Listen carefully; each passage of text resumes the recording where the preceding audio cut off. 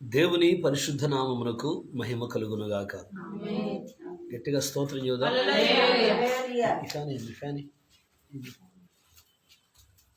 మన రక్షకుడు ప్రభువైన యేసుక్రీస్తు ప్రశస్తమైన నామములో చేరువచ్చిన మీ అందరికీ వందనాలు. డిమ్మునట్టుందా డిమ్మునట్టుందా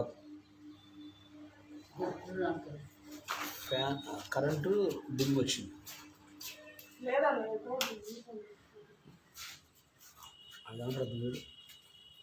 హల్లెలూయా,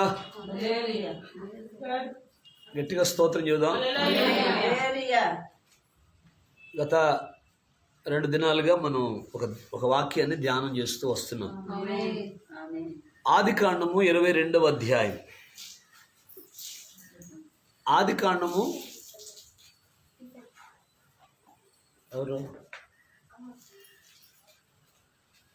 ఎవరికి చెప్పండి.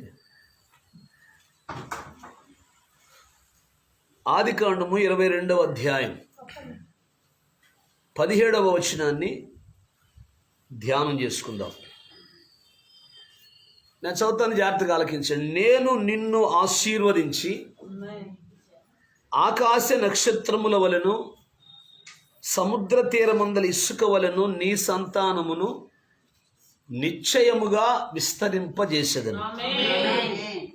నీ సంతతి వారు తమ శత్రువుల గవిని స్వాధీనపరుచుకుంటారు. ఇది అబ్రహాముకు దేవుడిచ్చిన వాగ్దానం. ఆమేన్. గట్టి చెప్పండి. 2 చేతులు పైకి వింటున్నారా? నిన్నటి దినాన ఇస్సాకు శత్రువు యొక్క గవిని ఎలాగూ స్వాధీనపరుచుకున్నాడో ధ్యానం చేశాం. ఆమేన్. మొన్నటి దినాన అబ్రహాము, ఫస్ట్ అబ్రహామే కదా శత్రువు గవిని స్వాధీనపరుచుకోవాల్సిందే. అబ్రహాము ఎలాగా శత్రువు యొక్క గవిని స్వాధీనపరుచుకున్నాడో సోమవారం రోజు ధ్యానం చేశాం. Praise the Lord. గట్టిగా స్తోత్రం చెప్పండి. ఈరోజు అబ్రహాము సంతానములో నుంచి వచ్చినటువంటి మరొక వ్యక్తి శత్రువు యొక్క గవిని ఎలాగూ స్వాధీనపరుచుకున్నాడో ధ్యానం చేసుకుందాం. గట్టిగా స్తోత్రం చేద్దాం. 2 చేతులు పైకెత్తి హల్లెలూయా. మన దేవుడు మంచి దేవుడు. మన దేవుడు శత్రువు యొక్క గవిని ఎవరు అబ్రహాము సంతానం అవుతారో వాళ్ళు శత్రువు యొక్క గవిని స్వాధీనపరుచుకుంటారు. దేవునికి స్తోత్రం. అందుకే మీకు ప్రతిరోజు చదివి వినిపిస్తున్నా. ఏంటంటే అది గలతీయులకు రాసిన పత్రికలో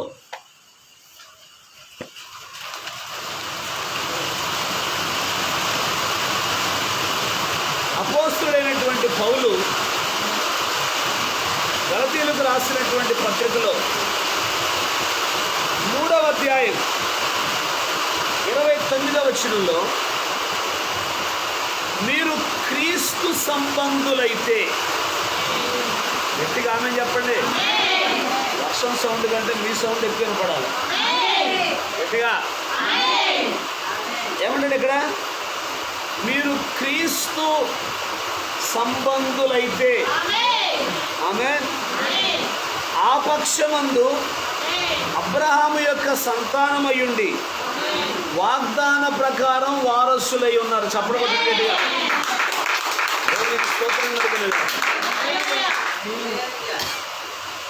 ఇప్పుడు మన శత్రు ఎవరు? సాతాను. సాతాను రోగాలు, వ్యాధులు, సమస్యలు, శోధనలు, ఇరుకులు, ఇబ్బందులు అన్నీ పెడతాడు. ఆమేన్. నువ్వు అబ్రహాము యొక్క సంతానం అయితే ఏం చేస్తావు? దానిని నువ్వు స్వాధీనపరుచుకుంటావు. శ్రమ వచ్చినా భయపడవు, కష్టం వచ్చినా భయపడవు, ఇరుకు వచ్చినా ఇబ్బంది వచ్చినా భయపడవు.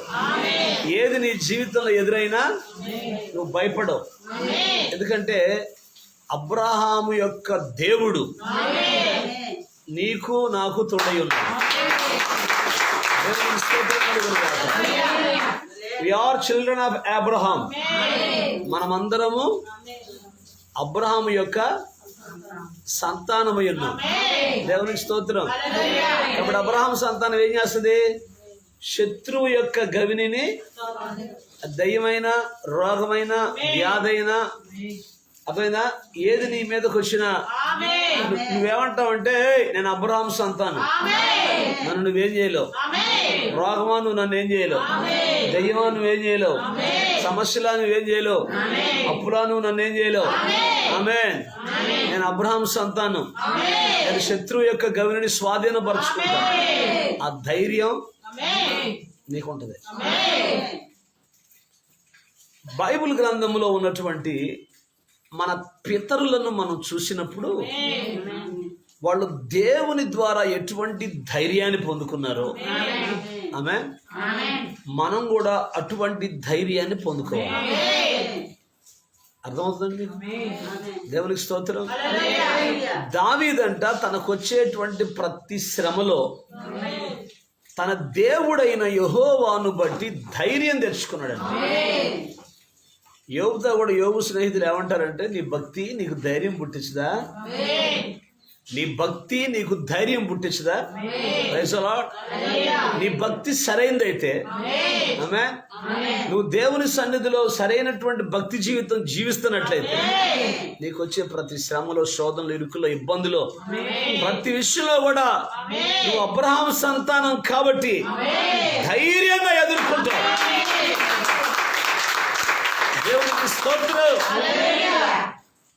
ధైర్యంగా ఎదుర్కొంటావు. నువ్వు అబ్రహాం సంతానం కాకపోతే ఏ చిన్న సమస్య వచ్చినా, ఏ చిన్న కష్టం వచ్చినా కలవరపడతావు, దిగులు పడతావు, భయపడతావు. ఇక చాలా చాలా నీ జీవితంలో ఎదురవుతాయి. అర్థమవుతుందా? అందుకే అబ్రహాముకి ఇచ్చిన వాగ్దానం, నీ సంతతి వారు తమ శత్రువు యొక్క గవిని స్వాధీనపరుచుకున్నారు. కాబట్టి నువ్వు అబ్రహాము సంతానం అయితే నీ జీవితంలో ఎదురయ్యే శత్రువు ద్వారా కలిగే ప్రతి సమస్యలను నువ్వు జయించగలుగుతావు. ఆమేన్. హల్లెలూయా. ఎందుకంటే అబ్రహాము దేవుడు ఇప్పుడు మనకు కూడా తోడై ఉన్నాడు. దేవునికి స్తోత్రం. ఎబ్రీ 13:8 ప్రకారం యేసుక్రీస్తు నిన్న నేడు నిరంతరం ఏకరీతిగా ఉన్నటువంటి దేవుడు ఆయన. అబ్రహాము కాలంలో ఎలాగున్నాడో, ఇస్సాకు కాలంలో ఎలాగున్నాడో, యాకోబు కాలంలో ఎలాగున్నాడో, ఏలియా కాలంలో ఎలాగున్నాడో, ఎలీషా కాలంలో ఎలాగున్నాడో, అపోస్తలుల కాలంలో ఎలాగున్నాడో, ఈ రోజు వరకు కూడా ఆయన అదే రీతిగా ఉన్నాడు. ఆయన మారని వాడు, మార్పు లేని దేవుడు. అందుకే నువ్వు అబ్రహాము యొక్క సంతానం అయితే నీ శత్రువు యొక్క గవిని చేస్తావు, స్వాధీనపరచు. ఆమేన్. కలవరపడవు, దిగులు పడవు. ఆమేన్. వాక్యం అంటుంది, విశ్వసించువాడు కలవరపడ్డు. ఆమేన్. కరోనా వచ్చినా కలవరపడ్డు, లేకపోతే సమస్యలు ఎదురైనా కలవరపడ్డు, అప్పుల భారం ఎక్కువైనా కలవరపడ్డు. ఎందుకంటే నా పక్షాన నా దేవుడు ఉన్నాడు. ఆయన నాకు తండ్రి, ఆయన నాకు యజమానుడు, ఆయన నాకు రక్షకుడు. ఆయన అన్ని విషయాల్లో నాకు తోడై ఉంటాడు. దేవునికి స్తోత్రం. కాబట్టి విశ్వాస జీవితంలో ఎదురయ్యేటువంటి ప్రతి శత్రువు యొక్క గవిని మనం స్వాధీనపరచుకోవాలి. ఇప్పుడు మీకు అబ్రహాము ఎలాగా శత్రువు యొక్క గవిని స్వాధీనపరచుకున్నాడో, 100 సంవత్సరాల వయసులో మూయబడిన గర్భం ఎలాగో తెరవబడిందో, ఆమేన్, ఫస్ట్ రోజు మీతో పంచుకున్నాను. ప్రభు మీతో మాట్లాడాడు.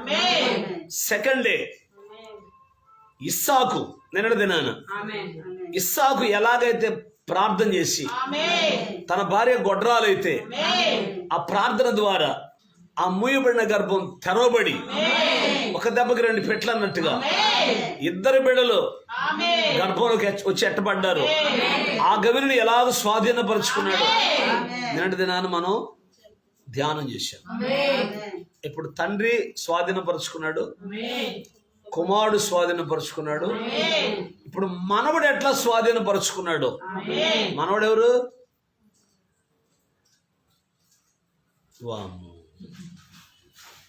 అబ్రహాం మనవడు ఎవరు? యాకోబు. వినాల వాక్యం, వచ్చిపోవటం కాదు. అబ్రహాం ఎవరు, ఇస్సాకు ఎవరు, యాకోబు ఎవరు, యాకోబుకి ఎంతమంది కుమారులు, ఇవన్నీ తెలుసుకోకపోతే అట్ట మనం ఏదో వచ్చి చిల్లర మరి సందేశం వెళ్ళిపోతే అయిపోయింది. భక్తి వాక్యపు లోతులోకి వెళ్ళాలా. మీకు నిన్న పోయిన ఆదివారం చెప్పింది అదే, పైకి ఎక్కిరమ్ము, ఎక్కిపోయే అనుభవాల్లో ఉండాలి కానీ దిగిపోకూడదు. భక్తిలో ఏం కావాలా? పెరగాలి. మనం భక్తి జీవితంలో ఉన్నత స్థితికి మనం ఎదగాల. Praise the lord. యాకోబు తల్లి రిబ్కా గర్భంలో ఇద్దరున్నారు. ఎవరిద్దరు?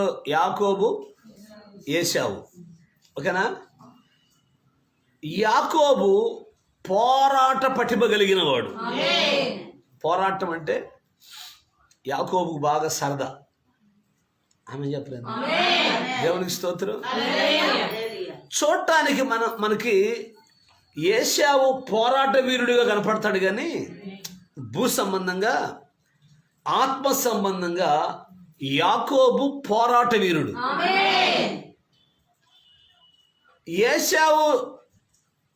ఏశావు వింటున్నారా? ఏశావు అరణ్యంలోకి వెళ్ళి జంతువులే వేటాడేవాడు. ఆయన పోరాటం అది. కానీ యాకోబు పోరాటం తెలుసా? మనుషులతోనూ దేవునితోనూ పోరాడి గెలిచినవాడు. దేవునికి స్తోత్రం. అంత పవర్ఫుల్. ఆమె అర్థమవుతుందా? ఇప్పుడు యాకోబు శత్రువు యొక్క గవిని ఎలాగూ స్వాధీనపరుచుకున్నాడో కొద్ది మాటలు ధ్యానం చేద్దాం. ఓకేనా? మీరు జాగ్రత్తగా వినాలి. హల్లెలూయా. తల్లి గర్భంలోనే తన సహోదరుడు మడివను పట్టుకున్నాడంట. మడివంటే తెలుసుగా? మడిం పట్టుకున్నాడంట. ఎందుకు మడిం పట్టుకున్నాడంటే నేను ముందు పోవాల, పెద్దోడిగా నేను పుట్టాల, నువ్వు చిన్నోడిగా ఉండాల. మడిం పట్టుకున్నా కానీ అయ్యగారు పప్పులు ఉడకల. తల్లి గర్భంలో ముందు ఎవరు వచ్చారు? ఏశావే బయటకు వచ్చాడు. ఆత్మీయ కోణంలో చూస్తే యాకోబు మంచి పోరాట పటిమ కలిగిన వాడు.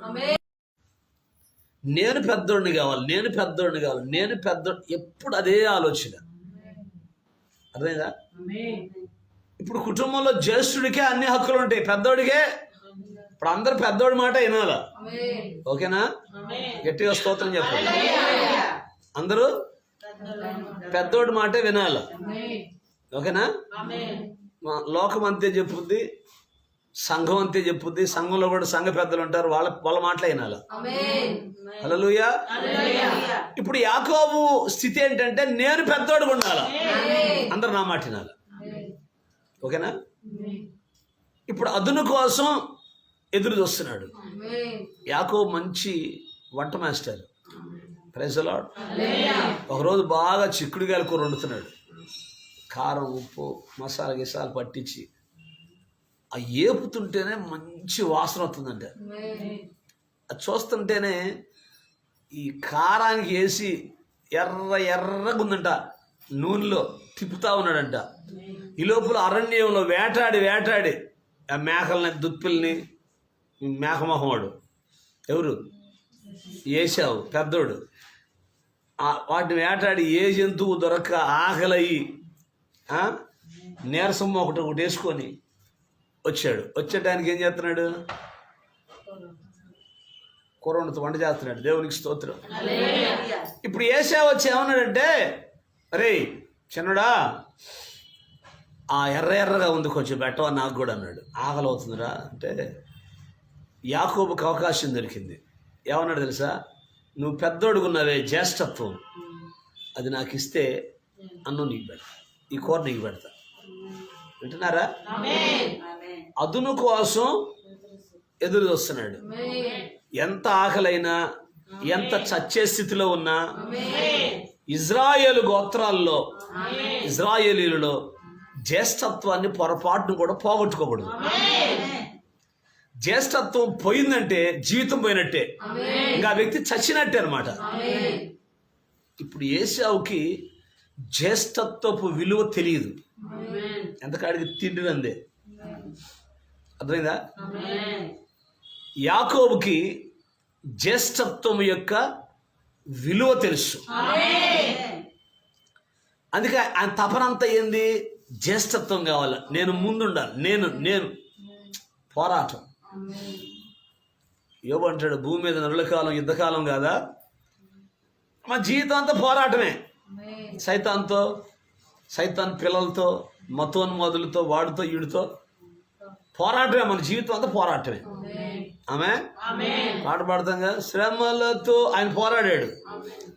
ఏం చేశాడు? గెలిచాడు. పోరాటం మనకు నేర్పాడు. హల్లెలూయా. రెడీగా ఉండాలి పోరాటం. దేవునికి స్తోత్రం. సైతాన్ మీద పోరాటానికి రెడీగా ఉండాలి. ప్రార్థన అనే పోరాటం, ఉపవాసం అనే పోరాటం, కన్నీరు అనే పోరాటం. హల్లెలూయా. ఇది పోరాటం. అర్థమవుతుందా? యాకోబు ఏమంటాడు తెలుసా? నీకు నేను జ్యేష్ఠత్వం, నీకు నేను కూరబెట్టాలంటే నువ్వు నాకు జ్యేష్ఠత్వం ఇవ్వాల. ఇప్పుడు ఏశావు ఏమంటాడు తెలుసా? చచ్చినాక ఎవడు పెద్దోడో, ఎవడు చిన్నోడో, ఎవడు చూడబోతున్నాడు. అందుకని నా జ్యేష్ఠత్వం నీకు ఇచ్చేస్తున్నా, ఆ కూరబెట్టి నేను తింటానన్నాడు. అంటే జ్యేష్ఠత్వం యొక్క విలువ తెలియని వాడు ఏశావు. ఒరే, తప్పుడే వరాలు చేయమాకు, పాపిష్టికాలు చేయమాకు, పరలోకం ఉండదురా అంటే నాకు ఇదే కావాలా. ఆమె ఆ పరలోకం ఎవరు చూడబోయారులే. కానీ ఇవాళ సినిమా పోతే మళ్ళీ దొరుకుద్దా, సీరియల్ పోతే మళ్ళీ దొరుకుద్దా, ఎంజాయ్ చేయటం ఈ పోతే మళ్ళీ మనకు దొరుకుతాయా? వాడు సినిమా కవి ఒక పాట రాశాడంట, జీవితం అన్నది 3 నాళ్ళని, యవనం అన్నది తిరిగి రాని. అంటే యవన కాలంలో ఏం చేయాలా చెప్పండి? ఏం చేయాలా? యవన కాలంలో ఎంజాయ్ చేయాలా. ఓకేనా? మన చూపు, మన ఆలోచన అంతా దేని మీద ఉండాలా? జ్యేష్ఠత్వం. ఓకేనా? పరలోక పట్టణంలో ప్రభుత్వం మనం కూర్చోవాలి. అది మన యాంబిషన్, అది మన గోల్, అదే ఉండాలి. దాని వైపు చూసేవాడు ఈ క్షణికమైన వీటి వైపు చూడ్డు. క్షణికమైన సుఖాల కోసం, పాపిష్టి కార్యాల కోసం వీటి వైపు చూడ్డు. ఒకవేళ చూసినా ఆమె సంసోనులాగా చూసినా, దావీదులాగా చూసినా రిపెంటెన్స్ అయ్యి తిరిగి మళ్ళీ ప్రభు పాదాలు. హల్లెలూయా. నరకానికి సిద్ధంగా ఉన్నవాడు ప్రతిసారి అదే చేసుకుంటా పోతాడు. చివరికి ఈరోజు చాలా మంది నా 21 సంవత్సరాల పరిచర్యలో చాలా మంది అట్లాంటి వాళ్ళని చూసా. ఇప్పటికీ చూస్తున్నా ఇష్టానుసారంగా తిరిగి, ఎవరు మాట లెక్క చేయక, కాసిన డబ్బులు ఉండగానే గర్వం, అహంకారంతో ప్రవర్తించి ఇలా హాస్పిటల్ పాలయ్యే వాళ్ళని చాలా మందిని చూస్తాను. అర్థమైందా? అదే మా సిస్టర్ ఫోన్ చేసింది నాకు, మా ఆయన పరిస్థితి ఏం బాగలేదు, చాలా దారుణం. ఆమె అసలు లేవలేకపోతున్నాడు, ఏడుతుంది, నడవలేకపోతున్నాడు, ఏడుతుంది. ఏం చేయాలా? ఒకప్పుడు స్థితిగతులను చూస్తే ఎవరిని లెక్క చేయంతాను. నాకంటే చాలా చిన్నోడు, నాకంటే చాలా జూనియరు, వాళ్ళ ఇంట్లో ప్రార్థన పెట్టను పోతే నన్ను పేరు పెట్టి పెడుతున్నాడు. అంటే కాసిన డబ్బులు చేతిలో ఉండగానే ఎక్కడ లేనటువంటి గర్వం, లెక్కలెంతను అనమాట. మనం ఎంత ఎదిగినా, ఎంత ఉన్నత స్థితికి వచ్చినా మనం ఎప్పుడు కూడా తగ్గించుకోవాలి. తగ్గింపు ఆశీర్వాదం. తగ్గింపు నీకు ఆశీర్వాదాన్ని తెచ్చిపెడుతుంది, నీకు తెలియదు. అది మనం ఎంత తగ్గించుకుంటాము. వింటున్నారా? 2 చేతులు ప్రయోగించి స్తోత్రం. మన స్థితిని ఎప్పుడు మనం ఎందుకు మర్చిపోవాలి? మన స్థితిని ఎప్పుడు మనం మర్చిపోకూడదు. ఎలాగో నాకు కాసిన కూడిని అని చెప్పి గర్వంగా ప్రవర్తిస్తే దేవుడు ఒక్క తనుదంతే ఏమైంది? నీ బతుకు కింద ఉంటావు అంతే. ఇలా చావు బతుకుల పరిస్థితులు. ఆమె అడిగిపోతే వాళ్ళు పరీక్షలు చేస్తారేమో, ఈడిగిపోతే ఎలా పరీక్షలు చేస్తారేమో. పరీక్షలు చేస్తే నా రోగం బయటపడిద్దేమో, నా వ్యాధి బయటపడిద్దేమో, నవ్వుతారేమో జనం. తెలియదా పాపం చేసేటప్పుడు? ఇష్టానుసారం తిరిగేటప్పుడు తెలియదా నీకు? ఇలా హాస్పిటల్ పోతే అక్కడ తెలిసిన వాళ్ళు ఉంటారు, నా రోగం బయటపడుద్ది, నా బతుకు బయటపడుద్ది. ఈ ఆడిపోతే అక్కడ నా రోగం బయటపడుద్ది, అక్కడ నా బతుకు బయటపడుద్ది. అంటే తల్లిదండ్రులు చెప్పిన మాట వెనక, అన్నదమ్ములు చెప్పిన మాట వెనక ఏమంటే ఒకటే చెప్తా, గుర్తుపెట్టుకోండి. పాపం చేసేవాడి జీవితాలన్నీ ఏదో ఒక స్థితికి భ్రష్టత్వంలోకి వెళ్ళిపోతాయి. కాకపోతే వెనక ముందంతే. అర్థమైందా? వెనక ముందు కొడతాడు దెబ్బ దేవుడు. నిన్నెందుకు ఊరుకుంటున్నాడంటే నువ్వు ఇంకా మారుతావేమో, ఇంకా లోపడతావేమో అని నిన్నేం చేయకుండా ఆపుతున్నాడు. ప్రేమ చూపిస్తున్నాడు నీ మీద, దీర్ఘశాంతం చూపిస్తున్నాడు.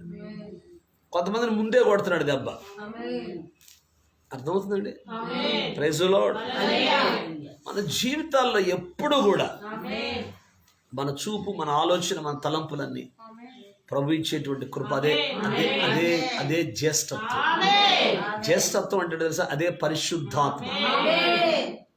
ఆమేన్. దాన్ని మనం కోరుకోవాలి. దానికోసం ఎంతకైనా తెగించాలా? ప్రార్థన చేయటానికైనా, ఉపవాసం తెగించడానికి ఇంకే దొరుకునేది. ప్రార్థన చేయటానికైనా, ఉపవాసం ఉండటానికైనా, కన్నీరు గార్చడానికైనా, విజ్ఞాపన కోసమైనా. అర్థమైందా? అప్పుడప్పుడు మల్లేశ్వరి గారు వాళ్ళ ఆయన శ్రీనివాసరావు గారు ఫోన్ చేస్తాడు. అప్పుడప్పుడు నాకు ఫోన్ చేస్తాడు. ఎప్పుడన్నా ఒకసారి ఏదన్నా అవసరమైతే ప్రార్థన చేయాలంటే ఫోన్ చేసి ఏమంటాడు తెలుసా? హలో నేనండి. నాకు అర్థమైపోయింది ఆయన ఎవరో. కులం పేరు పెట్టి చెబుతాడు. నేనండి పలానాల అబ్బాయినండి అంటాడు. అబ్బా మీరు ఆయన చెప్పాల్సిన అవసరం లేదు, నాకు తెలిసినండి. చూడండి, ఇప్పుడు కొంతమంది కులం పేరు చెప్పడం సిగ్గుపడుతుంటారు. పుట్టిన దానికి నా తోడు ఇంకో పాస్టర్లు ఉన్నారు కొంతమంది, మా వాళ్ళు కొంతమంది ఉన్నారు. వాళ్ళు సాలీలో ఏదో మొత్తం మీద సాలీలు కూడా కాదు, ఏదో బాగా అన్ని కులాల కంటే దరిద్ర కులం వాళ్ళది. వాళ్ళ ఇంటి పేరు మాత్రం రెడ్డి అని కలుసుద్ది. ఇంటి పేరుకి ముందు రెడ్డి అని కలుసుద్ది. ఇక వాళ్ళు పూర్తిగా రెడ్లని పెట్టి చెప్పుకుంటున్నారు అందరికీ. ఎందుకురా బాబు, నీ కులం భయంకరమైన కులం పేరు కులం చెప్పుకోవడానికి ఏముంది? తప్పే ఉంది? అసలు క్రీస్తులో కులం లేదనుకోండి, దేవుని కాడికి వచ్చి మనం కులాలు చూసుకోకూడదు. ఆమె గట్టిగా స్తోత్రం చెప్పండి. మన కులాలు లేవు. క్రైస్తవ్యంలో కులం ఇక్కడ అందరూ ఒకటే, ఎవరైనా ఒకటే. దేవునికి స్తోత్రం కలుగును. చెప్తున్నా, తగ్గింపు ఎంత ఆశీర్వాదాన్ని తెచ్చిపెడుతుంది. అది మనం ఎప్పుడు గుర్తెరిగి ఉండాలి. Praise the lord.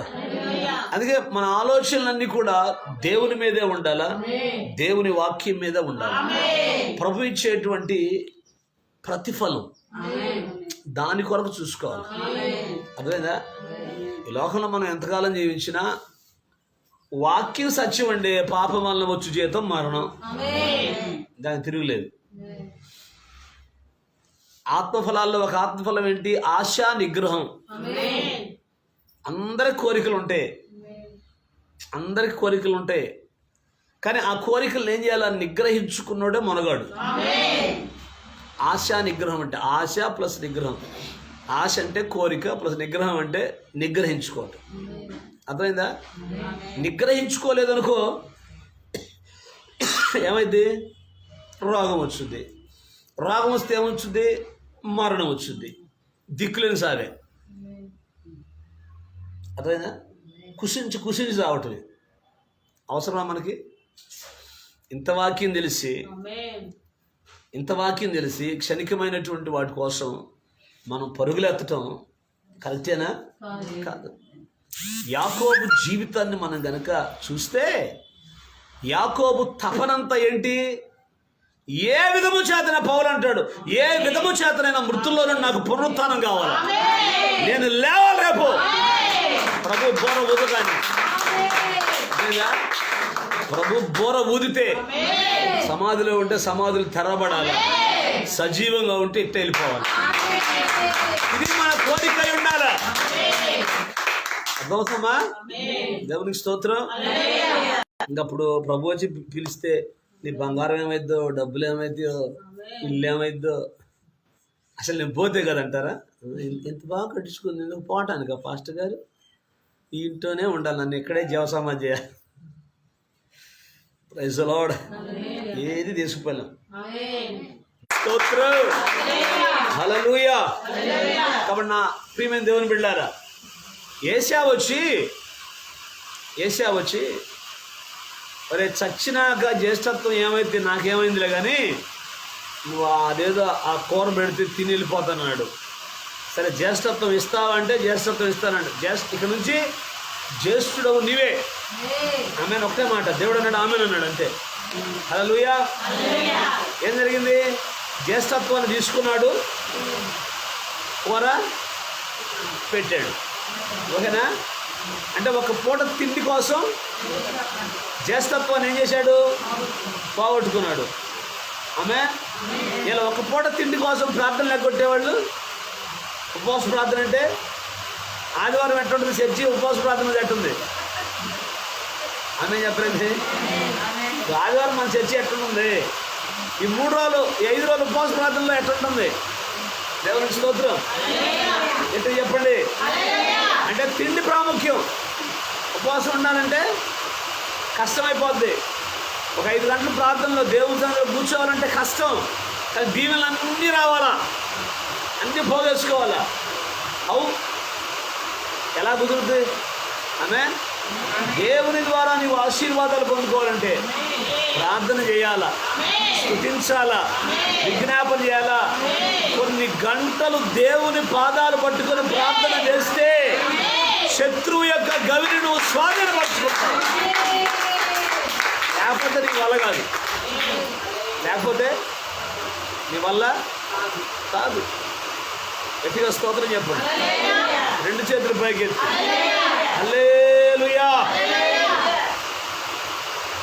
ఎంత గొప్ప దీవెన ప్రభు సన్నిధిలో ఉంటే. ఆమేన్. ప్రభు సన్నిధిలో సమృద్ధి జీవం ఉంది, ఆశీర్వాదం ఉంది. హల్లెలూయా.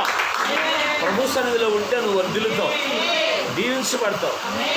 కాబట్టి నా ప్రియమైన దేవుని బిడ్డలారా, జ్యేష్ఠత్వాన్ని పొందుకున్నాడా?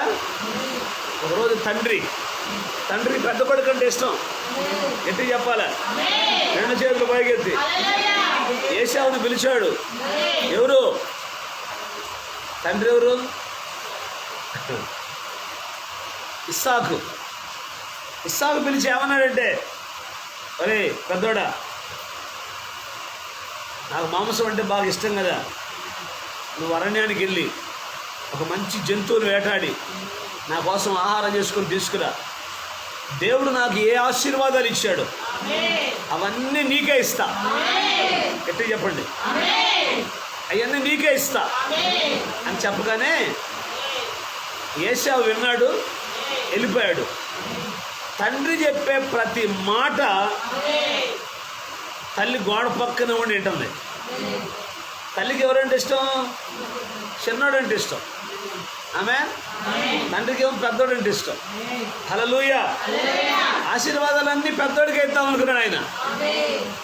మరి చిన్నోడికి ఈ పక్షపాతాలు ఉండొచ్చా? మరి 2 పిల్లలు అంటే 2ని సమానం చూసుకోవాలి. ఇక చాలా మందికి పక్షపాతం ఉంటుంది కదా, అందుకే పక్షపాతాలు వస్తున్నాయి. పాపం ఆమెకేందో పక్షపాతం వచ్చింది అనుకుంటాం కానీ మనం, పాపం ఆయనకేందో పక్షపాతం, సామాన్యుడు కాదాడు. ఆమె చెప్పండి. 2 చేతులు పైకెత్తి హల్లెలూయా. అర్థమవుతుందా? దేవునికి స్తోత్రం చెప్పండి. తల్లి గోడ పక్కనే ఉండి మొత్తం వింటుంది. ఆహా, ఆశీర్వాదాలు మొత్తం పెద్దోడికి ఇస్తావా, మరి నా కొడుకు సంగతి ఏందని చెప్పి సైలెంట్గా వెళ్ళిపోయి చిన్నోడికి చెప్పింది యాకోబుకి, యాకోబా మందలోకి పో, మంచి కొవ్విన జంతువుని ఒకదాన్ని తీసుకురా. మన మందలో గొర్రెల మందలో అలా గొర్రెల మందలు ఉన్నాయి. కొమ్మిన దాన్ని ఒకటి తీసుకురా. మీ నాన్నకి ఎట్ట వండితే బాగుంటుందో అట్ట వండుతా, తీసుకెళ్ళి ఆహారం పెడదు కానీ. ఆమేన్. అప్పుడు ఆశీర్వాదాలు మొత్తం నీకే వస్తాయి. అప్పుడు యాకోబు అంటాడు, మా అన్నకేమో ఒంటి నిండా వెంట్రుకలు ఉంటే, రోమాలు ఉంటే, నాకేమో రోమాలు లేవు, నేనేమో నున్న వాడిని. ఒకవేళ పొరపాటున కనుక నాన్న నన్ను పట్టుకొని చూశాడు అనుకో, నేను ఏశావును కాదు యాకోబునని తెలిస్తే దీవెనలు కాదమ్మా నా మీద కానీ శాపాలు వస్తాయి. అంటే నీకెందుకు ఆ శాపాలను నేను చూసుకుంటా, నువ్వు పోయి నేను చెప్పినట్టు చేయమంటే యాకోబు పోయి మంచి కొవ్విలు నన్ను దాన్ని తీసుకొచ్చి వాళ్ళ అమ్మకిస్తే మంచి భోజనం తయారు చేసి చేతులకి గొర్రె చర్మాన్ని కట్టింది. పట్టుకుంటే ఎంటుకలు కనపడతాయండి. దేవునికి స్తోత్రం చెప్పండి. ఇప్పుడు పోరా అని సలహా ఇచ్చి తండ్రి కాడికి పంపించింది. తండ్రికి కళ్ళు సరిగ్గా కనపడవు, ముసలోడు అయిపోయాడు. బాగానే తండ్రి అన్నాడు. ఎవరు నా కుమారుడు, ఎవరు వచ్చిందంటే నేను తండ్రి, నీ పెద్ద కుమారుడైన ఏశావునని అబద్ధం ఆడాడు. గట్టిగా చెప్పండి, రెండు చేతులు పైకి ఎత్తి. ఇస్సాకు అన్నాడు, నా కుమారుడా, ఇంత శీఘ్రంగా నీకు జంతువు ఎట్ట దొరికింది, ఇంత తొందరగా జంతువు ఎట్ట దొరికింది ఆయన నీకంటే నీ దేవుడైన యెహోవా నా ఎదురుకు దాన్ని పంపించాడు, చంపి తీసుకొచ్చాను. అట్లాగా దగ్గర రాయా. స్వరం చూస్తే యాకోబు స్వరం లాగుంది. ఆమేన్. తడిని చూస్తే ఏశావు, పట్టుకొని చూస్తేనేమో అన్ని ఎంట్రుకలు కనపడుతున్నాయి. ఎంట్రుకలు కనపడుతున్నా, నువ్వు నిజంగా నా కుమారుడైనా ఏశావువే. మరి ఏంది గొంత యాకోబు లాగుందంటే జలుబు చేసిందిలే నాన్నగారు అన్నాడంట. ఆమె చెప్పండి, రెండు చేతులు పైకి ఎత్తి. తెచ్చి మొత్తం శుభ్రంగా తిన్నాడు. ఆమె ఆశీర్వాదాలు మొత్తం యాకోబుకి ఇచ్చేసాడు. దేవునికి స్తోత్రం. ఇప్పుడు యాకోబు మోసం చేసి సంపాదించుకున్నాడా, నిజంగా సంపాదించుకున్నాడా? తండ్రిని మోసం చేసి సంపాదించుకున్నాడు కదా. దేవునికి స్తోత్రం. యాక్చువల్గా దీవెనలన్నీ ఎవరికి రావాలా? పెద్దోడికి రావాలా. ఓకేనా? ఇప్పుడు దీవెనలన్నీ ఎవరికి వచ్చినాయి? చిన్నోడికి వచ్చినాయి. ఎంత మోసం కదా అమ్మా. మనకు మోసంలా కనపడింది, దేవునికి మోసంలా కనపడలా. ఎందుకంటే కూరబెట్టి జ్యేష్ఠత్వం తీసుకున్నాడుగా. మోసం అది. కూర పెట్టాడు, నా కూర నీకు పెట్టా, నీ పెద్దరిగా నేను తీసుకున్నా, అది మోసమా? చెప్పు. ఎవరు పేలటం లేదా? అది మోసం కాదుగా. ఇప్పుడు హక్కులన్నీ ఎవరికి రావాలా? మన దృష్టికేమో యాకోబు చిన్నోళ్ళ కనపడుతున్నాడు, దేవుని దృష్టికి యాకోబు పెద్దోళ్ళ కనపడుతున్నాడు. దేవుని ఏర్పాటు అది, దేవుని దయా సంకల్పం. ఇప్పుడు దేవుని లిస్టులో పెద్దోడు ఎవరు? చిన్నోడే కదా. ఆమేన్. అందుకని దీవెనలన్నీ హల్లెలూయా. మనోడు తిరిగి తిరిగి తిరిగి ఎవరు? ఏశావు.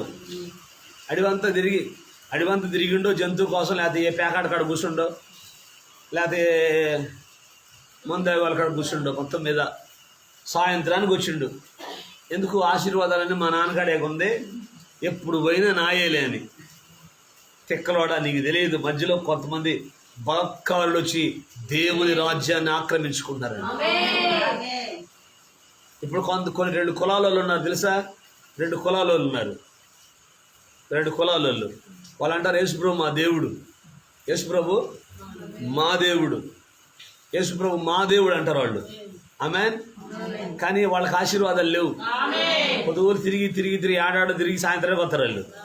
కానీ మళ్ళాంటి వాళ్ళు ఏం చేస్తారు? మధ్యలో పోయి, మనం ఎవరు? యాకోబు సంతానం.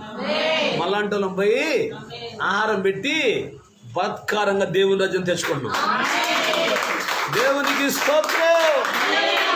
వాళ్ళకి అంతకంటే కిస్మిస్ పండుగలు చేసుకోవటం, స్టార్లు కట్టుకోవటం, అర్థమైందా? ఆదివారం వస్తే దోళ్ళ పోసుకొని తింటాం, కిస్మిస్ పండుగ రోజు 3 దోళ్ళ పోసుకొని తింటాం. ఇది తెలుసు కానీ తప్ప వాళ్ళకి భక్తి లేదు, ప్రార్థన లేదు, ఉపవాసం లేదు, కన్నీరు ఉండదు, విజ్ఞాపన ఉండదు, ఏముండదు వాళ్ళకి. మీరు గమనించుకోండి, పల్లెల్లో ఉన్న చర్చిల్లో ఉపవాస ప్రార్థనలు ఉండవు, విజ్ఞాపనలు ఉండవు, అర్థమవుతుందా? ఆన్లైన్ ప్రార్థనలు ఉండవు. ఆ ఆదివారమే వాళ్ళ పాస్టర్ గారు వస్తాడు, ఆ రోజే గుడి తీస్తారు, తర్వాత ఇక మామూలే. వీళ్ళంతా ఎవరి సంతానం? ఏశావు సంతానం. మన ఎవరి సంతానం? అబ్రహాం సంతానం. సాయంత్రానికి వచ్చాడంట. తండ్రి అన్నాడు. ఎవరినైనా నువ్వు అన్నావు అన్నాడు. నేను తండ్రి, నీ పెద్ద కుమారుడైన ఏశావును, నీకోసం భోజనం తెచ్చి పెట్టాను అనగానే ఇస్సాకు గడగడగడ వణికిపోయాడంట. అదేందిరా, ఇందాక వచ్చింది ఎవరు వచ్చారు తండ్రి? ఇందాక ఒకటి వచ్చి భోజనం పెట్టి ఆశీర్వాదాలు మొత్తం తెలిసిపోయిందిగా. వామ్ము, వాడే తండ్రి యాకోబు గాడు. మొన్నేమో నాకు కూర పెట్టి జ్యేష్ఠత్వాన్ని కొట్టేశాడు, ఇప్పుడేమో నా పేరు చెప్పుకొని వచ్చి మాయ చేసి మోసం చేసి ఇప్పుడు నన్ను ఏం చేశాడు? నిన్ను మోసం చేశాడు, నన్ను మోసం. ఇక వాడు బతకటానికి వీల్లేదు. మళ్ళీ గోడ పక్కన ఉండి వింటున్నా. ఈ గోడ పక్కన నుండి నేనే బ్యాచ్ ఉంటారే, ఇంట్లోకి రారు. వీళ్ళంతా రెబకా సంతానం. గట్టిగా డైరెక్ట్గా ఇంట్లోకి రారు. గోడ పక్క నుండి సైలెంట్గా ఏమనుకుంటున్నారు? మా గురించి మాట్లాడుకుంటున్నారా? ఇంకొకరి గురించి మాట్లాడుకుంటున్నారా? వాళ్ళ గురించి మాట్లాడితే తగాదకు వస్తారు, ఇంకొకరి గురించి మాట్లాడితే తెచ్చిపోయి వాళ్ళకి చెబుతారు. ఇదంతా తగాదలు పెట్టే బ్యాచ్. గట్టిగా స్తోత్రం చెప్పండి. ఏమింటుంది? గోడ పక్క నుండి యాకోబు పిలిచి సైలెంట్గా, యాకోబా మీ అన్నం మామూలుగా లేడు, ఆమె చెప్పండి గట్టిగా. కాబట్టి నువ్వేం చేస్తావంటే, ఇప్పుడు మీ ఇద్దరు తన్నుకుంటారు, కొట్టుకుంటారు, ఇద్దరు చంపుకుంటారు. ఒక్కరోజే మీ ఇద్దరిని ఏడ చంపుకున్నాను నేను. వాక్యం ఉంది, అవన్నీ చదవండి ఇంటికి పోయి. నాకు ఆదికాండం మొత్తం చదివితే 50 అధ్యాయాలు ఉంటాయి. ఈ చరిత్ర మొత్తం ఉంటుంది అందులో. మీ ఇద్దరు ఒకే రోజు నేను ఏడ బాగొట్టుకున్నాను రా అని చెప్పి మన్ననుడు పలానూరులో, ఎక్కడ పలానూరులో మన్ననుడు మనకాడికి పోయి మీ మేనమామ అడికాడిపోయి కొంతకాలం మీ అన్న కోపం సద్దుమణిగిందాక అక్కడుండి రాయ. దేవునికి స్తోత్రం. మీ ఇద్దరు కొట్టుకుని మీ ఇద్దరు చచ్చిపోతే పరిస్థితి నేనెట్ట ఒకరోజు ఇద్దరు పిల్లల్ని ఎట్ట బాగొట్టుకుని చెప్పి అన్ని సామాను మొత్తం సర్ది, అర్థమైందా? ఇక మొత్తం మీద మెలకుండా పంపించేసింది. ఆమె చెప్పండి. ఇక పరారైపోయాడు. ఎప్పుడు ఇల్లు పెట్టాడు కాదు. ఎవరు? మన యాకోబు గారు. దేవునికి స్తోత్రం. అమ్మ చుట్టూ తిరుగుతూ ఉండేవాడు. ఆ పెద్దోడైతే అరణ్యంలో అడవుల మీద తిరిగేవాడు, కానీ మొన్నడు ఎప్పుడు ఇల్లు పెట్టలా. పాపం అవి తీసుకొని సామాన్ తీసుకొని బయలుదేరాడు. దూర ప్రాంతానికి వెళ్ళిపోయాడు, అరణ్యంలోకి వెళ్ళిపోయాడు. అరణ్యంలోంచి ప్రయాణం చేయాలి ఆ ఊరు పోవాలంటే. మేనమా ఊరు. ఎవడన్నా తప్పుడు పనులు చెప్తే మేనమా వాళ్ళ ఇంటికి పంపిస్తారు కదా. దేవునికి స్తోత్రం చెప్పండి. మేనమా అయితే కప్పెడతారని ఇచ్చినారా? మేనమా అయితే కప్పెడతాడు, లేకపోతే పిల్లని వేసి పెళ్లి చేస్తాడు. తప్పదుగా మేనమాకి. వాడు ఎంత ఎదవైనా జరుగుతూనే లేదా ఇప్పుడు మన పుస్తకాలంలో. ఆ రోజు జరిగింది, ఈ రోజు జరుగుతుంది. ఆమె చెప్పండి. హల్లెలూయా. అరణ్యంలో పడుకున్నాడు, చీకటి పడ్డది, పడుకున్నాడు, నిద్రపోతున్నాడు. దేవునికి స్తోత్రం. ఆ రాత్రి దేవుడు దర్శిస్తున్నాడు యాకోబు. ఆమేన్. యాకోబు కృపలో ఉన్నాడు. దేవునికి స్తోత్రం. యాకోబు దృష్టి, యాకోబు ఆలోచన అంత జ్యేష్ఠత్వము, పరిశుద్ధాత్మను పొందుకోవాలి. పరలోకంలో నిత్యత్వంలో దేవునితో ఆయన సింహాసనం మీద కూర్చోవాలి. అది అది అది ఆయన గోల్. దేవునికి స్తోత్రం కలుగుతారు. అంటున్నారా? నాకు ఎక్కడా కూడా యాకోబు తప్పుడోడిని కానీ మోసగాడని కానీ నాకు కనపడదా. మీకు కనపడింది ఏమన్నా? అది లేదు. దేవునికి స్తోత్రం చెప్పండి. మామకాడికి పోయాడు, అదంతా పెద్ద కథ. అది చేతి టైం కాదు. దేవునికి స్తోత్రం. 2 చేతులు పైకెత్తి హల్లెలూయా. మామకాడికి పోయాడు. మామకి 2 పిల్లలు ఉన్నారు, 2 ఆడపిల్లలు ఉన్నారు. కొంతకాలం పనిచేశాడు. దేవునికి స్తోత్రం. ఇద్దరు కూతుర్లు ఉన్నారు ఆయనకి. ఆమేన్. 2 కూతుర్లు, ఒక ఆమె గుడ్డిది, పెద్ద ఆమె గుడ్డిది, 2వ ఆమె చక్కగా ఉంటుంది. దేవునికి స్తోత్రం. సరే, 2వ ఆమెను ప్రేమించాడు టైగర్. చక్కగుంది కదా, గుడిదాన్ని ప్రేమించడా? చక్కగున్నామని ప్రేమించాడు. దేవునికి స్తోత్రం. సరే, పెళ్లి చేశాడు. చక్కగున్నామంత పెళ్లి చేశాడు. రాత్రి గదిలోకి గుడ్డిదాన్ని పంపించాడు. వామ్. హల్లెలూయా. గట్టిగా చెప్పండి. పెళ్ళేమో చక్కనంతో చేశాడు. రాత్రి గదిలోకి ఏమో, ఇప్పుడు యాకోబు చూసుకోవద్దు రాత్రి గదిలోకి ఎవరు వచ్చారని. ఏమ్మా చూసుకోవాలా వద్దా? తెల్లారు లేచి చూస్తే గుడ్డ తాగట్లాడుతుంది. ఏమండి ఏడుంది షేర్ ఏడుందండి అంటుంది. వామ్ ప్రైజ్ లార్డ్. వామ్ మామ నేనే మోసగాడిని అయితే నువ్వు మోసగాళ్ళకి మోసగాడివి ఇచ్చినారా? ఇక పోయాడు మామ కాడికి పోయి సొక్కా పట్టుకోండి. ఏయ్ ఆగో, ఏంది ముందు పెద్దదానికి పెళ్లి చేయకుండా చిన్నదానికి పెళ్లి చేయటం మా దేశ సాంప్రదాయం కాదు. కాబట్టి అందుకని ఏం చేశా, పెళ్ళి అయితే చిన్నదాన్ని చేశా, గదిలోకి మాత్రం పెద్దవాన్ని కూడా ఇస్తా, పెళ్లి చేసుకో, ఇద్దరుంటారు వాళ్ళే. దేవునికి స్తోత్రం. చూసారా, తాండి దన్నేవాడు ఉంటే తల్లదన్నేవాడు ఉంటాడని. దేవునికి స్తోత్రం. ఏనా మోసగాడైతే మామ మోసగాళ్ళకు మోసగాడు. దేవునికి స్తోత్రం చెప్పండి. రెండు చేతులు పైకెత్తి హల్లెలూయా. మొత్తం మీద మామ దగ్గర దాదాపు 20 సంవత్సరాలే ఉన్నాడు. ఆమె 14 సంవత్సరాలు 20 సంవత్సరాలు ఉన్నాడు మామ దగ్గర. హల్లెలూయా. ఇక ఒకరోజు ఏం జరిగిందంటే, ఎంతకాలం ఉన్న మామ జీతం పెంచట్లా, ఎంతకాలం నా జీవితం ఎట్లాగుంది, ఆస్తి మాత్రం బాగానే సమకూర్చుకున్నాడు. ఒకరోజు మామకు చెప్పకుండా భార్యలను తీసుకొని, భార్యలకు 2 దాసీలు ఉన్నారు, భార్యలిద్దరిని పెళ్లి చేసుకున్నాడు, మళ్ళీ దాసీలను పెళ్లి చేసుకున్నాడు. వీళ్ళతో పిల్లలను కన్నాడు, వాళ్ళతో పిల్లలను కన్నాడు. సామాన్యుడు కాదు. ఆమె చెప్పలేదు. మొత్తం ఎంతమంది సంతానం? 12 మంది. 12 మంది మగ సంతానం, ఒక ఆడ సంతానం. ఎట్టి చెప్పండి, రెండు చేతులు పైకి ఎత్తి హల్లెలూయా. వింటున్నారా? దేవునికి స్తోత్రం. మామకు చెప్పకుండా మొత్తం దాసీల్ని ఆస్తి మొత్తం తీసుకొని ఎవరికి చెప్పకుండా బయలుదేరాడు. గట్టిగా స్తోత్రం చెప్పండి. రెండు చేతులు పైకి హల్లెలూయా. కొంత దూరం వచ్చే లోపల దేవుడు ఆయన బహుగా దీవించాడు. యాకోబును బహుగా దీవించాడు. దేవునికి స్తోత్రం. కొంత దూరం వచ్చే లోపల ఒక వార్త వచ్చింది. ఏంటి ఆ వార్త అంటే, నువ్వు మీ అన్నను మోసం చేసి వచ్చావు కదా, మీ అన్న 400 మందిని తీసుకొని నిన్ను చంపడానికి వస్తున్నాడు. వార్త, చంపడానికి వస్తున్నాడు. నీ ఇష్టం, జాగ్రత్త పడిపోతే చంపేస్తాడు. ఇక చూడు, భయం పట్టుకుంది. మొట్టమొదట్లో అరణ్యంలో పడుకున్నప్పుడు దేవుడు కలిచాడుగా. దేవునికి స్తోత్రం. ఆ రోజు దేవుడు ఆయనతో మాట్లాడాడు. నువ్వు వెళ్ళే ప్రతి ప్రాంతం నీకు తోడై ఉంటాను, నేను విడవని ఎడవాయను హల్లెలూయా అని దేవుడు చెప్పాడు కదా. చెప్పిన మాట జ్ఞాపకం తెచ్చుకున్నాడు. ఇక అందరిని పంపించాడు. ఎబ్బోకు అనే ఒక రేవుంది, ఒక వాగుంది అక్కడ. ఆ వాక్కాడు ఒక్కడే నిలబడిపోయాడు.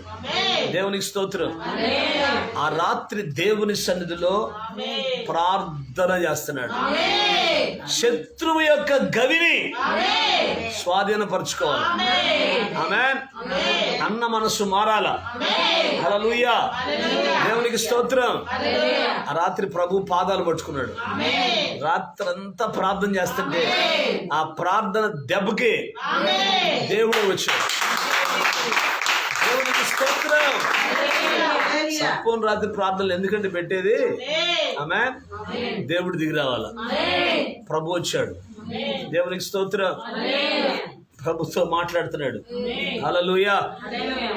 గట్టిగా స్తోత్రం చెప్పండి. ప్రభుతో మాట్లాడుతున్నాడు, ప్రార్థన చేస్తున్నాడు, బలిపీఠం కట్టాడు. నీవు నన్ను ఆశీర్వదించితే గాని నేను నిన్ను విడిచిపెట్టను. హల్లెలూయా. వచ్చేవాడి మనసు మారాలా. తెల్లవార్జులు గోజాడుతున్నాడు. నేను ఒక మాట అడుగుతాను. నీకు వచ్చిన శ్రమను గురించి, నీకు వచ్చిన రోగం గురించి, నీకు వచ్చిన వ్యాధి గురించి, నీకు వచ్చిన బలహీనత గురించి ఏ రోజన్నా రాత్రంతా ఒక్కదాన్ని కూర్చొని ప్రార్థన చేసావా? మరి ఎట్లా వచ్చును సమాధానము? ఎట్లా వచ్చింది స్వస్థత? ఎట్లా వచ్చింది ఆశీర్వాదం? యాకోబును చూసి మనం సిగ్గు తెచ్చుకోవద్దు. అవునా కదా? ఎవరు నిద్రమాకుండా ఎవరు అంటారండి. అసలుకే నాకు 8 దాటితే నిద్ర వచ్చింది. ఇంకా నీ కర్మ, నీ బతుకింగ్ అంతే. శ్రమ అండి, దాని నుంచి ఎవడు విడిపించలేడు నిన్ను. అందుకని నువ్వేం చేయాలా? ఏం చేయాలా? యాకోబు వలె పట్టుదల కలిగి శత్రువు అన్న ఆ గవిని ఏం చేయాలా? స్వాధీనం చేసుకోవాలా. అందుకని ఎవరిని పట్టుకోవాలా? ప్రభువుని పట్టుకోవాలా, ఆయన పాదాలు పట్టుకోవాలా. ఏం చేసే దేవుడినా? శత్రువులను మిత్రులుగా మార్చే దేవుడు ఆయన. దేవుడికి స్తోత్రం కలుగును గాక. ఉంటున్నారా? ఆమేన్. శత్రువులను మిత్రులుగా మార్చే దేవుడు. ఆయన పాదాలు పట్టుకొని తెల్లవారులు ప్రార్థన చేస్తాడు. ప్రభు వచ్చాడు. ఆమేన్. యాకోబు నన్ను వదిలిపెట్టి యాకోబు వెళ్ళిపోతాను అన్నాడు ఆయన. ఆమేన్. అదేంటి ప్రభు నువ్వు నన్ను ఏం చేయాలా? ఆశీర్వదిస్తేనే తప్ప నేను నిన్ను వదిలిపెట్టను ప్రభు అన్నాడు. అట్టు కాదు యాకోబా, అట్టు కాదు ఇంకో మాట చెప్పి వెళ్ళిపోతాను అన్నాడు. కాదు కాదు కాదు నువ్వు ఆశీర్వదించకపోతే నేను నిన్ను వదిలిపెట్టను. దేవునికి స్తోత్రం. తెల్లవారుతుండగా ఎంత చెప్పినా ఎంట్లేదని ఒక్కడ ఒక దెబ్బ కొట్టాడు దేవుడు. నువ్వు కొట్టినా కానీ నేను మాత్రం విడిచిపెట్టు. దేవునికి స్తోత్రం. ఏమి సమర్పణ, ఏమి త్యాగం. హల్లెలూయా. నీ సమస్య కొరకు, నీ రోగం కొరకు, నీ వ్యాధి కొరకు, నీ బలహీనత కొరకు నువ్వు ప్రభు పాదాలు పట్టుకుని ప్రార్థన చేయకపోతే ఎవరు చేస్తారు నీ కోసం? అనుకుంటున్నావు నీ కోసం పాస్టర్ గారు తెల్లరాజులు ప్రార్థన చేస్తారని. నీకే నీ మీద భారం లేకపోతే నీ కోసం ఇంకెవడెవడు ప్రార్థన చేస్తారనేది వస్తుందే. మేము చెబుతాం అంతే. నీకెందుకు చేస్తాం? ప్రార్థన చేస్తాం, గుర్తొచ్చి చేస్తాం, లేతలేదు అంతే. నీకోసం నువ్వే ఏం చేయాలా? ప్రార్థన చెయ్యాలా. హల్లెలూయా. ఎవరో నువ్వు కానుక పంపిస్తే ప్రార్థన చేస్తారనేది అసలు అది నమ్మే విషయం కాదు. నీ సంఘ కాపరే నీ కొరకు భారం కలిగి ఉంటాడు. బయటోడు ఎవడు? బయట సంఘస్థ ఎవరైనా మా కనపడి ప్రార్థన చేయండి పాస్టర్ గారు మా కోసం కూడా అంటే అట్టాగేలమ్మ అంటాం అంతే. తర్వాత గుర్తుంది కదా. మాకెవరు గుర్తుంటారు? సంఘములో ఉన్నటువంటి సంఘ బిడ్డలే గుర్తుంటారు. Praise the lord. ఒకవేళ మేము పర్సనల్గా కూర్చొని ప్రార్థనలు ఎప్పుడైనా గుర్తుకొస్తే అప్పుడు నీ కోసం ప్రార్థన చేస్తాం. నీ కొరకు ప్రార్థన చేసేది నీ సంఘ కాపరే. ఆయనకే భారం ఉంటుంది, ఎవరికి భారం ఉండదు. నువ్వు 100 గుళ్ళు తిరుగుతావు. సోమవారం ఒక గుడి, మంగళవారం ఒక గుడి, బుధవారం ఒక గుడి. కొంతమందికి ఏం పని పాట ఉండదు. సోమవారం ఒక సంఘం, సోమవారం తోట, మంగళవారం కోట, బుధవారం బాట, గురువారం పేట, శుక్రవారం ఇక వరుసగా పెట్టుకుని పేర్లు మీరే. దేవునికి స్తోత్రం కలుగును కాదు. 2 చేతులు పైకెత్తి మీ కొరకు భారం. ఇప్పుడు నేను మాట్లాడతాను. మీ పిల్లల గురించి మీకే భారం ఉంటుందా? పక్కింటి వాళ్ళ పిల్లల గురించి కూడా భారం ఉంటుంది మీకు? చెప్పాలా?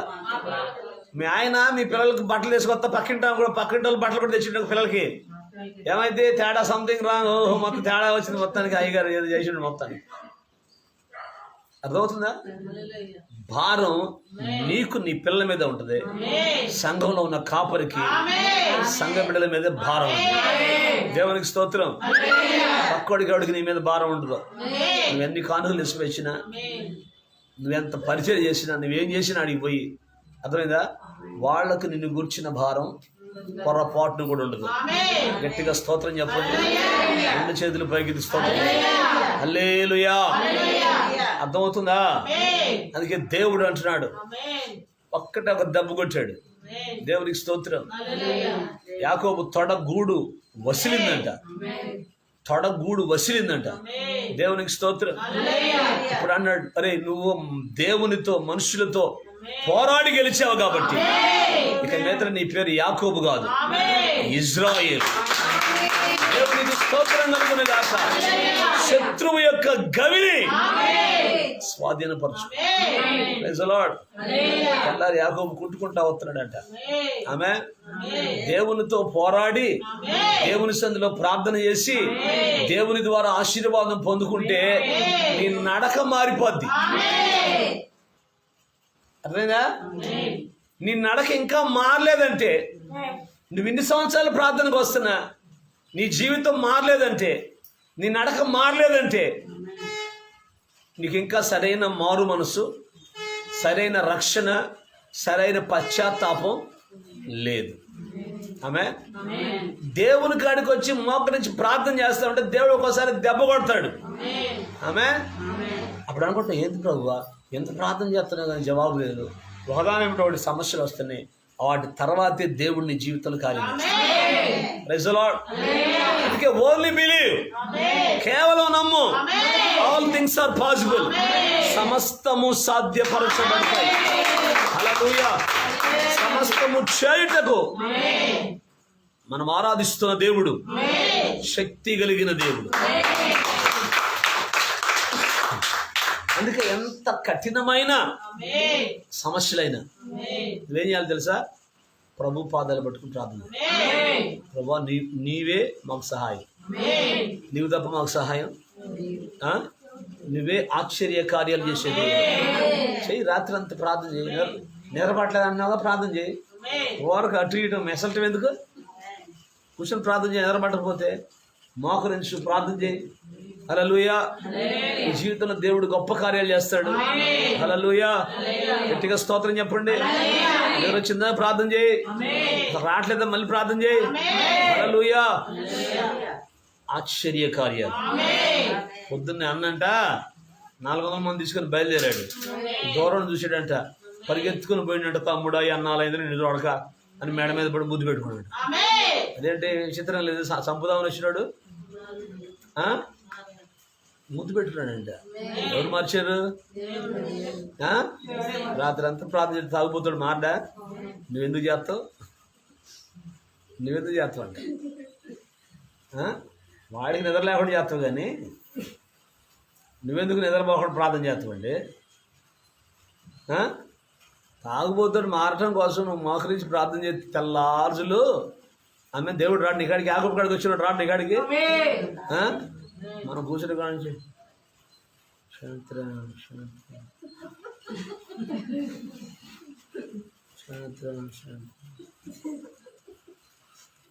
నీ కాడికి దేవుడు కదా వచ్చేది, సైతాన్ని వచ్చి కూర్చునేది పక్కన కూర్చొని ఇసురుతూ ఉంటుంది నీకు నిద్రపోసేస్తాన్ని.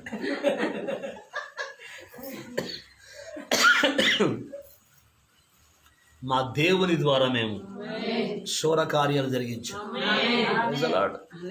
ప్రయత్నం చూడండి ఈసారి. రాత్రి అంతా నిద్రపోకుండా. అంశం ఎవరో తెలుసా? నీ భర్తే. ఆమె దొల్లాడు నీకెందుకు చెప్పి, ఇటు చేస్తాను, నడు చేస్తాను, ఎటు చేస్తాను, నడు చేస్తాను, ఎటు చేస్తాను, నడు చేస్తాను అని చెప్పు. మొత్తం చెప్పు ఆయనకి. నువ్వు ఆకలా చెబుతావు కానీ దేవుడి కింద చెబుతావు. అమ్మా అలాగే అటు చేస్తాడు, అటు చేస్తాడు, తాగుతాడు. ఒక ఆమంట పాలడికి చూస్తుందంట, పాలు పోసేవాడికి రోజు చూస్తుందంట. ఏమని? మా ఆయన మంచోడు కాదు, ఆవిడ ఒక ఆమెను పెట్టుకోండు, ఏమని పెట్టుకోండు, డబ్బులు ఈడు, తాగుతుంటాడు, దొల్లాడుతుంటాడు అని రోజు చెబుతుంటే వాడు ఈయన ఒకరోజు అన్నాడంట, ఎందుకు అట్ట రోడ్డుతో రారాదు పోదాం అన్నాడంట. మరి ఇప్పుడు పడుతాడు జీవితం అంతేగానేది. ఎవరు చెప్పాలి? ప్రభువు చెప్పాలి. ఆయన మన తండ్రి, ఆయన మన రాజు, రక్షకుడు, సజీవుడు, ఆయన బ్రతికున్న దేవుడు, ఆయన పిలిస్తే పలికేవాడు, ఆయన పలకనాలను రోజు లేపుతుంటే లే వాడేమో నిద్రపోతున్నట్టు లేని వాడిని లేపటానికి మమ్మల్ని లేపుతున్నారు. ఈడ గోళ పొద్దున్న ఒకసారి, మధ్యాహ్నం ఒకసారి, సాయంత్రం ఒకసారి. వాడేమో లేవడు, వీళ్ళేమో రోజు పొద్దున్నే లేవయ్యా మేలుకోవైన పాటలు పాడుతున్నారు. దాదాపు 10 సంవత్సరాలు చూస్తున్నారు గుడి కట్టి. వాడు లేచింది లేదు, వీళ్ళు పాట ఆపింది లేదు. ఆమె చెప్పండి. మన దేవుడు కొనుకడు నిద్రపోడు. దేవునికి స్తోత్రం. అట్లాంటి దేవుడిని పెట్టుకొని నువ్వు ప్రార్థన చేయకుండా ఏం చేయకుండా శత్రువు గవిని స్వాధీనపరచుకోవాలంటే ఏం జరిగింది? అన్నొచ్చి అంటున్నాడంట, తమ్ముడా వీళ్ళంతా ఎవరు అంటే అంటాడు, ఏమో మీ మరదలా అన్నయ్య, ఏమో మీ మరదలా అని చెప్పొద్దు. అట్టంట్లా నీ సేవకుడికి ఇచ్చిన భార్యలు ఈయనంట ఆయనకి సేవకుడు అంట. ఎంత తెలియగలడు చూడండి. వీళ్ళు ఎవర్రా తమ్ముడా, ఈ పిల్లలు ఎవర్రా అంటే ఈ పిల్లలు నీ సేవకుడి పిల్లలేనన్నయ్య అంటున్నాడు. అమ్మో యాకోబు సామాన్యుడు కాదు. దేవునికి స్తోత్రం. అనే కావాలంటే కొంత ఆస్తి తీసుకో అని అంటే యోసేపు అంటాడు, రే దేవుడు నాకు కూడా ఇచ్చాడు రా, ఆమె నన్ను కూడా దీవించాడు, పోదాం రారా అంటే చిన్న నువ్వు బాగానే మేము వస్తాం వెనక వస్తాం. చూసారా ప్రార్థన పవర్, ప్రార్థన యొక్క శక్తి శత్రువు యొక్క గవిని స్వాధీనపరచు. Praise the Lord. గట్టిగా స్తోత్రం చెప్పండి. తండ్రి స్వాధీనపరుచుకున్నాడు, తాత స్వాధీనపరుచుకున్నాడా అబ్రహాము? తండ్రి ఇస్సాకు స్వాధీనపరుచుకున్నాడా? ఇప్పుడు కొడుకు యాకోబు స్వాధీనపరుచుకున్నాడా? యాకోబులో నుంచి వచ్చిన వాళ్ళు చాలా మంది ఉన్నారు. ఇంకొక ఇద్దరు గురించి రేపు ఎల్లుండి చెప్తారు. దేవునికి స్తోత్రం. తలలో ఉంచండి, ప్రార్థన చేసుకున్నాం. కళ్ళు పోయండి, చిన్న తీర్మానం చేయండి. జీవము గల దేవుని సన్నిధిలో, జీవము గల దేవుని సన్నిధిలో యాకోబు శత్రువు యొక్క గవిని ఎలా స్వాధీనపరుచుకున్నాడు. పగటికాల సమయంలో అబ్రహాము సంతానమైనటువంటి మనం కూడా ఆ శత్రువు యొక్క గవిని మనం కూడా స్వాధీనపరచుకోవాలి. ప్రైజ్. Thank you lord. ప్రతి ఒక్కరు ఒక తీర్మానం చేయండి. Glory to the Lord.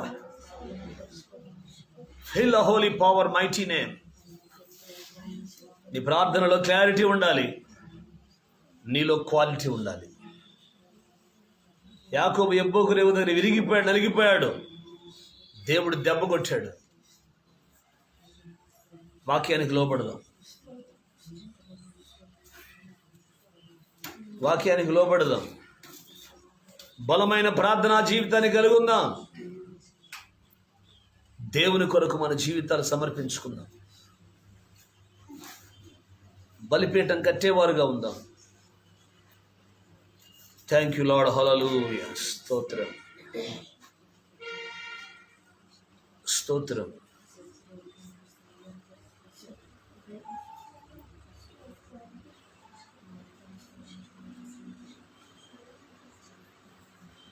Praise.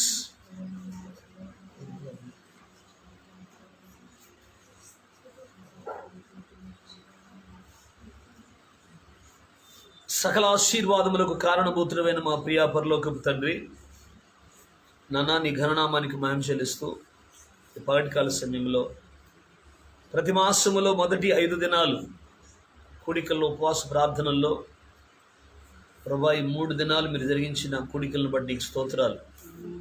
రేపు ఎల్లుండి జరిగే కూడికలను కూడా మీరు ఘనపరచండి. ఈ రాత్రి పిడుగురాళ్ళలో 21 దినాల ఉపవాస ప్రార్థనల్లో 3వ దినం కూడికను కూడా ఘనపరచండి. వెళ్తున్న మా ప్రయాణంలో మీ కాపుదల భద్రత క్షేమం దయచేయండి. ఈ పాఠకాల సమయంలో మీరు తీసుకొచ్చిన మీ పిల్లలందరినీ బట్టి నీకు స్తోత్రాలు. ప్రతి బిడ్డను ప్రతి కుటుంబాన్ని మీరు దీవించండి, ఆశీర్వదించండి, బలపరచండి. వాళ్ళు ఏ అవసరతల కొరకైతే నీ సంధికి వచ్చారు, ఏ అక్కర్ల కొరకైతే నీ సంధిలో ప్రార్థన చేశారు, ప్రతి అవసరతలో అక్కర్లన్నీ మీ మహిమలో తీర్చండి. దుష్టుని కీడు నుంచి ప్రభువా ఈ బిడ్డలను మీరు తప్పించండి. బలమైన మీ హస్తాన్ని ప్రభువా బిడ్డలకు తోడుగా ఉంచి సమస్త ఘనత మహిమా ప్రభావాలు మీరు పొందుకున్నది. తరల ఉంచిన ప్రతి బిడ్డను ప్రతి కుటుంబాన్ని మీ చేతులకు అప్పగిస్తాను. ఈ లైవ్ ద్వారా వీక్షిస్తున్న మీ ప్రియ బిడ్డలందరినీ మీ చేతులకు అప్పగిస్తున్నాను. ప్రతి ఒక్కరిని మీరు దీవించి ఆశీర్వదించి బిడ్డల ప్రయాణాల్లో పనిపాటుల్లో క్షేమం భద్రత దయచేయండి. పరిచర్యకు సహకరిస్తున్న బిడ్డలందరినీ దీవించండి. మేదరమెట్లో కట్టబడుతున్నటువంటి ఆలయం అయిన త్వరగా పూర్తి కావడానికి కావలసిన ప్రతి ఆర్థిక అవసరతలన్నీ ప్రభువా మీ మహిమలో తీర్చి ప్రభువా దుష్టుని కీడును తప్పించి మంచిగా మందిర ప్రతిష్ఠ జరుగునట్లు సహాయం దయచి అన్ని విషయాల్లో నీ కృప కొరకు వేడుకుంటున్నాం, ప్రార్థిస్తున్నాం. మీ సహాయం దయచేసి మీ ఘననామానికి మహిమ తెచ్చుకున్నది. మరొకసారి మమ్మలను పరిచర్యను కుటుంబాలను సమస్తమును మీ కృపాహస్తాలకు అప్పగించుకుంటాం. యేసుక్రీస్తు శక్తి కలిగిన నామములో ప్రార్థించి మమ్మల్ని మీకు అప్పగించి వేడుకొనుచున్నాము తండ్రి. ఆమేన్. మన ప్రభువైన యేసుక్రీస్తు కృప తరలో వచ్చిన ప్రతి బిడ్డకు సంఘమంతటికి పరిచర్యకు తోడైంది. గొప్ప జయము దీవెన ఆశీర్వాదాలతో అంతవరకు యేసయ్య కృపలో స్థిరపరచి బలపరచునుగాక. ఆమేన్, ఆమేన్, హల్లెలూయా. God bless you. అందరికి వందనాలు. దేవుడు మిమ్మల్ని దీవించునుగాక. ఆమేన్.